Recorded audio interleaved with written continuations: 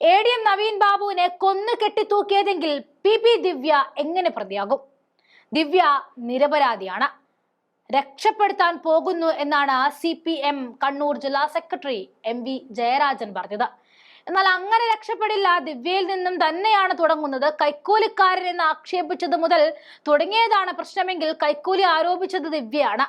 എന്നാൽ ADM ആയിരുന്ന നവീൻ ബാബുവിന് കൈക്കൂലി കൊടുത്തതിന് ഒരു തെളിവില്ല എന്ന് വിജിലൻസ് കണ്ടെത്തിയിരുന്നു.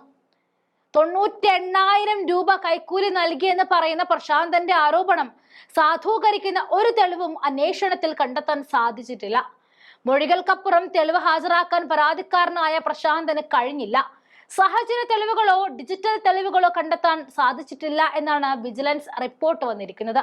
ഒരു പോയിന്റെങ്കിലും സ്വാധീനിക്കാൻ കഴിയുമായിരുന്നെങ്കിൽ അത് ചെയ്യുമായിരുന്നു. പിണറായിയുടെ തന്നെ വകുപ്പിൽ നിന്നാണ് നവീൻ ബാബുവിന് നല്ല സർട്ടിഫിക്കറ്റ് നൽകിയിരിക്കുന്നത്.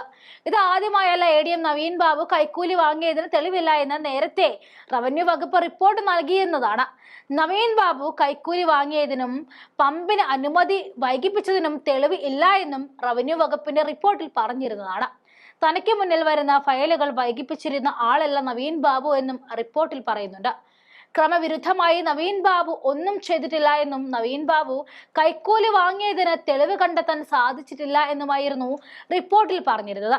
ഇത്രയും വ്യക്തമായി കേരളത്തിലെ 2 ഡിപ്പാർട്ട്മെന്റുകൾ ADM നവീന് ക്ലീൻ ചീറ്റ് നൽകുമ്പോൾ എന്തിനാണ് പി ദിവ്യ മാത്രം അഴിമതിക്കാരനാണെന്നും ആരോപിച്ചത് എന്ന ചോദ്യം വീണ്ടും ഉയർന്നു വരികയാണ്. അവിടെയാണ് ഇത് ഗൂഢാലോചനയുടെ ഭാഗമാണെന്നും കൊലപാതകത്തിന്റെ തുടക്കമാണെന്നും പറയുന്നത്.